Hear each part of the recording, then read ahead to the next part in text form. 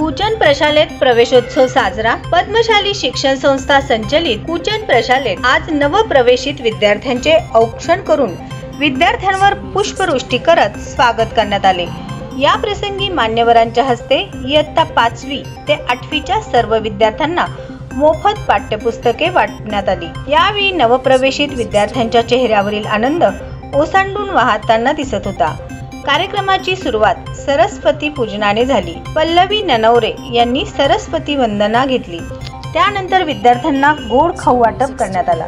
या कार्यक्रमाच्या अध्यक्षस्थानी संस्थेचे विश्वस्त तथा शालेय समिती अध्यक्ष विजय कुमार गुल्लापल्ली हे होते।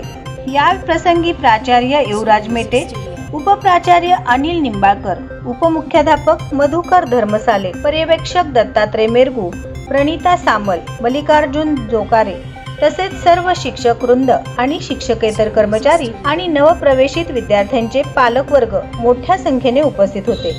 या कार्यक्रमाचे सूत्रसंचालन प्रशालेच्या ज्येष्ठ शिक्षिका सविता चिप्पा यांनी केले।